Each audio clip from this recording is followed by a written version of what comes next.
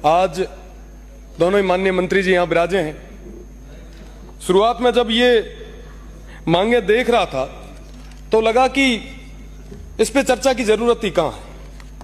खाद्य आपूर्ति, सहकारिता, मैं नया हूं, पहली बार आया हूं। जब धीरे धीरे इन तमाम कट मोशंस को पढ़ा, तमाम बड़े भाइयों को सुना, तब लगा कि वाकई ये तो बहुत बड़ा खाद्य एवं आपूर्ति, जब पढ़ते हैं तो हाथ के बाल खड़े हो जाते हैं, रोंगटे खड़े हो। इसमें उस वर्ग की बात हो रही है जिसके पास खाने के लिए अनाज नहीं है, वो हमारे भाई हैं। जो आर्थिक रूप से कमजोर, वो जो लोग जिनके पास जीवन यापन के लिए अनाज नहीं है, वो जो बीपीएल हमारे भाई हैं, उनकी बात है। तो मुझे लगा कि इस मौके पे मुझे बोलना चाहिए। मुझे जानकारी ज्यादा नहीं है।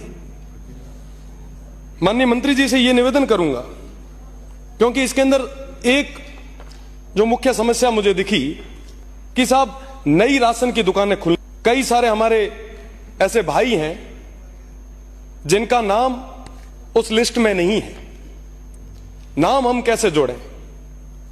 उस व्यक्ति तक, उस पंक्ति में आखिरी बैठे व्यक्ति तक अनाज कैसे पहुंचाएं ताकि वो अपना और अपने परिवार का जीवन यापन कर सके। इसके लिए आप काम करेंगे, आप संवेदनशील होकर काम करेंगे, ऐसा मुझे पूरा भरोसा है। राशन की दुकान आज से नहीं, हमेशा से देखते आ रहे हैं। मुझे आज भी वो वक्त याद है जब कोई छोटा सा जरीकन लेके केरोसिन लेने के लिए लोग आया करते थे। लाइटें तो अब आई है साहब, लाइट की तो डिमांड हम अब कर रहे हैं। वो दौर जब केरोसिन से दिया जलाया करते थे, उस दौर में भी सहकारिता और खाद्य आपूर्ति की बहुत बड़ी भूमिका हुआ करती थी।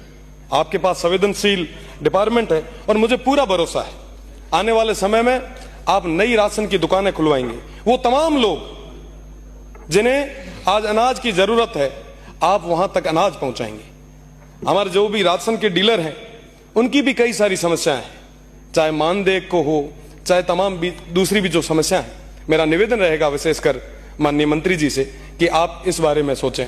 साथ ही साथ बीच में कई बार अखबारों में पढ़ा करते थे साहब, मंत्री जी को दे दो, मंत्री जी को, जो गेहूं है, मंत्री जी को, जो अन्न आ रहा है, मंत्री जी को, उसकी क्वालिटी, तो मुझे लगता है कि उसकी क्वालिटी पे काम करने की ज्यादा जरूरत है। जब शुद्ध अन्न होगा तो निश्चित रूप से हमारे वो भाई है वो स्वस्थ रह पाएंगे।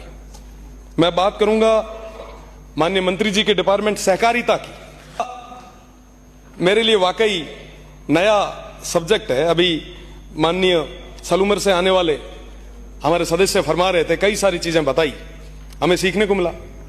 मैंने पूछा कि माननीय जी आज सहकारिता पे इतनी चर्चा क्यों नहीं है? तो कि साहब काफी लोग तो जानते भी नहीं, और वाकई मैं भी नहीं जानता था। वाकई जब सहकारिता को पढ़ा तब समझ में आया कि साहब ये हर किसान से जुड़ा हुआ मुद्दा है। मैंने इसके उद्देश्य पढ़े, मैंने कई सारी सहकारी समितियों के बारे में पढ़ा, हमारे बाड़मेर जैसलमेर का ये वार्षिक प्रतिवेदन मैंने पढ़ा।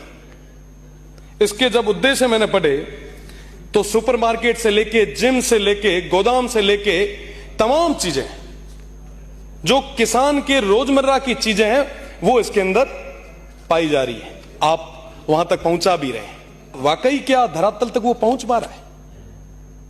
जो समितियां बनी हुई है, क्या वाकई वो सही तरीके से काम कर रही है? जो व्यवस्थापक है, क्या वाकई वो सही तरीके से उन चीजों को मेंटेन कर पा रहे हैं? लगता है कि इस विषय पे हमें सभी को, चाहे पक्ष हो चाहे विपक्ष हो, सभी को सामूहिक रूप से काम करने की जरूरत है। साथ ही साथ अभी कई सारे मेरे जो भाई थे, उन्होंने कहा कि हमारी एक मांग भी है, माननीय मंत्री जी के सामने रखिएगा। मैं निवेदन करना चाहूंगा कि सहकारिता विभाग में कार्यरत निरीक्षकों की पदोन्नति का जो अनुपात 70-30 का है, अतिरिक्त रजिस्ट्रार पदों पर किया जाए, जैसा कि शिक्षा विभाग में किया जा रहा है। उनकी एक मांग है, वो भी मैं आपके सामने निवेदन करूंगा। और साथ ही साथ मैं मंत्री जी से निवेदन करूंगा कि ये जो सहकारिता डिपार्टमेंट है, इसकी प्रॉपर मॉनिटरिंग। बाड़मेर जैसलमेर के बारे में कई सारी और भी चीजें हैं, कई सारी और घटनाएं हैं। मैं आपसे मिलकर भी आपका संरक्षण चाहूंगा, और मैं चाहूंगा कि आप मजबूती से कड़े एक्शन लें, और ये जो डिपार्टमेंट है, इसकी जो योजनाएं हैं, ये धरातल तक पहुंचे। बहुत बहुत धन्यवाद माननीय मंत्री जी, माननीय सभापति जी। जय हिंद, जय